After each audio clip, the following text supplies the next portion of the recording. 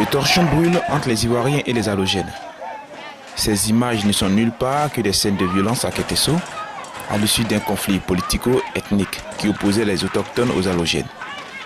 Ici, on assiste impuissamment au démantèlement du marché par la population autochtone sous forme de réponse à la provocation des halogènes qui auraient, au préalable, selon des sources vérifiées, détruit l'établi de certains propriétaires autochtones.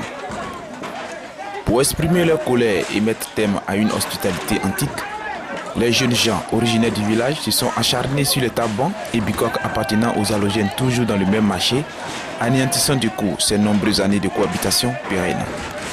Ce climat d'incertitude et d'insécurité s'est installé juste après le second tour des élections présidentielles qui opposait les deux légendaires rivaux Alassane Ouattara, appelé communément Ado par ses fans, à Laurent Gbagbo de la majorité présidentielle, l'ennemi juré des pro-Ouattara.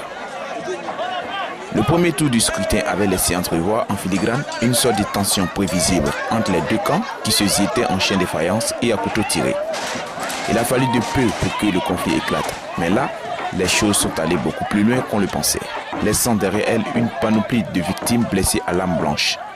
Si nous nous référons à la crise politico-militaire antérieure et à la situation post-crise qu'a connue le pays, qu'il a lourdement secoué de part et d'autre, avec son corrélé d'exactions meurtrières, d'enlèvements arbitraires et bien d'autres faits que nous ne saurions énumérer, nous devrions analyser les choses avec clairvoyance, faire face, s'interroger sur l'avenir de la nation.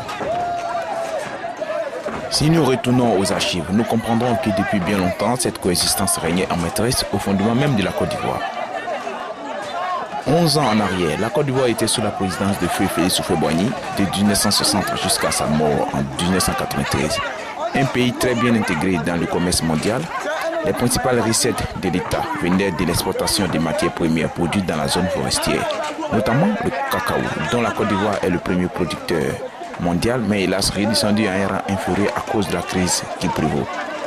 Le café et le coton, mais également le gaz naturel. Ce commerce extérieur a permis au pays de se développer et aux citoyens d'avoir un bon niveau de vie.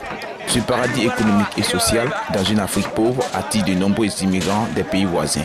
C'est ainsi que, notamment, les Burkinabés, Guinéens et Malinqués furent nombreux à s'établir dans la zone forestière au sud du pays et après surviennent les Togolais, les Béninois, etc. D'abord comme ouvriers sur les chantiers forestiers, dans les usines et villes de la côte, dans les plantations industrielles et individuelles. Ils sont devenus par la suite producteurs agricoles pour certains. Aujourd'hui, cette coexistence sociale est disloquée. Comment sommes-nous arrivés jusque-là? Une question à laquelle on ne fera que rembobiner éternellement le film d'un tissu d'arguments en un point fini, sans ne pouvoir répondre concrètement. Une Côte d'Ivoire auparavant un havre de paix, hospitalière sur tous les plans, on ne saurait lui enlever cela. Aujourd'hui encore le théâtre de plusieurs conflits interethniques. Comment? Pourquoi? Autant de questions et autant de réponses contradictoires. Les dessous de la politique sont insondables comme le chemin qui mène à l'enfer. Nous sommes tous descendants d'une même mère, l'Afrique, et que nous devions enterrer toute rancœur, toute querelle, toute hache de guerre et construire l'avenir, un avenir radieux pour certains et incertain pour d'autres. Le concept d'ivoirité, le et le ou, qui avait en son temps causé d'énormes préjudices sur la stabilité du pays et qui l'avait même conduit dans une artère unilatérale au rang des uniformes, qui avait aussi créé un remue-ménage impressionnant avec en toile de fond mépris, haine, vengeance et racisme, a laissé la place aujourd'hui à une autre forme d'ivoirité, celle de la crise post-électorale. Nous sommes sans ignorer que si ce pays brûle, nous brûlons tous sans exception. Les grands gagnants sont les hommes politiques, les grands perdants sont les populations civiles. La tombe qui est en train de se creuser sous nos pieds bientôt sera notre sépulture. Il faut une plus grande prise de conscience et un changement radical de mentalité. C'est dans cette vision que le sous-préfet de Bianois, M. Leboit Jacques Fernand, a interpellé les deux camps antagonistes au calme et à l'apaisement dans le dessein de trouver une résolution à la hauteur de l'événement. Comme le formule le dicton, la dent et la langue cohabitent mais souvent se querellent. L'on a toujours besoin de l'autre pour vivre et pour subsister. Le strict respect des règles de la vie est prépondérant, même les plus anodines. Quand on vit en symbiose, c'est apprendre à soi-même, à se connaître soi-même, à se respecter et à respecter autrui, car l'être humain reste la machine la plus complexe qui existe. Le philosophe français Socrate était en s'interrogeant sur la problématique de la connaissance de l'homme. Est-elle possible? Dans sa citation, il évoque « Homme, connais-toi toi-même ». D'autres philosophes l'ont rejoint. Freud Sigmund l'Allemand dit « L'homme n'est point sur tête de bonheur au cœur assoiffé d'amour, dont on dit qu'il se défend que lorsqu'on l'attaque, mais un être au contraire qui porte au compte de ses données instinctives qu'une bonne somme d'agressivité. » Fin de citation. Blaise Pascal, philosophe français également lui aussi, affirme « L'homme est un réseau pensant. Penser fait la grandeur de l'homme, car je peux concevoir un homme sans pied ni main, mais je ne peux pas concevoir un homme sans pensée. » Fin de citation.